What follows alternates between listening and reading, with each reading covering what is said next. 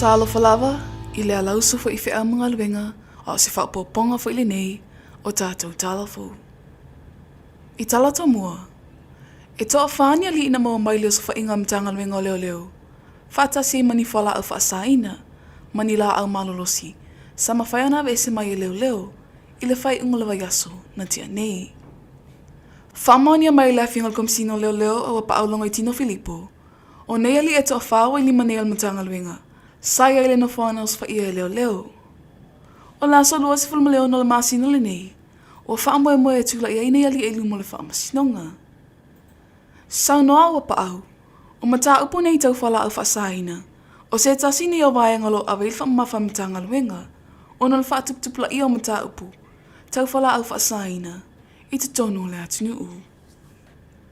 I nisi o tala, whailo el whale tupe al malo Australia mani usile Samoa nei le IN said, ia lātou paanga uma, ai meisi lātou lo whaangaina lau au nanga le IN said, o lo o malupipuia whaamamonga umai te tono lo ofisa.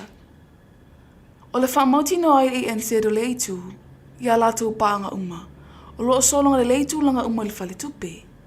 Ona leo te poi se lilo I se tasi o whawhitau lintula I mai Australia. Ina wa liki tua nisi o whaamamonga, mai le ofisa. Leo lo te mawhaile IN said, e whaano file mufi na ngalo lantou paanga uma, o lo o malupi puia latou whaamamonga, I le ofisa. Ua malanga nei sui e tok se fulli mai whai masui al matanga luenga whato anga mawhai ngā whaiva, I le polokalame o lo whaatautai e tono le malo Australia. Ua whaingo ina, o le Virtual Skills and Biosecurity Exchange Program.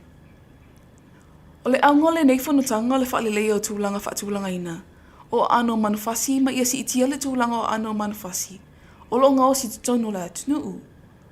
O le tāua o le polokalame wa awai e tuaisui al matanga luenga, e whaasoa maini to mai whapitoa, e patino tono le vaenga o manufasi.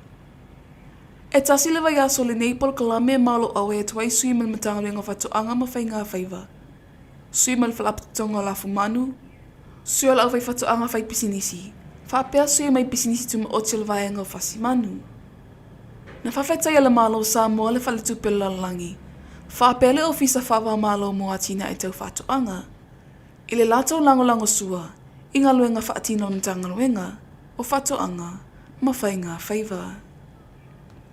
I tala muli muli, I leo so whainga lawa mtanga luenga o leo leo le whainga lawa yaso na te anei, na tau ai e nisi te awale, au ta ma whai whaatino le ngā luenga. O I lato na whai leanga yoinga, ua molia whaatasi manisi o lo a fia le lato umia whaasorotu la whono o penga malolosi, e le whaatangaina te tono le atunuu, whaapeni whala au whaasaina.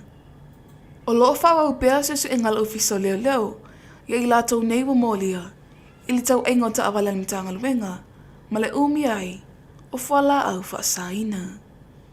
O nisi nā tātou tala fau mule nei Aso Lulu, manuia le aso.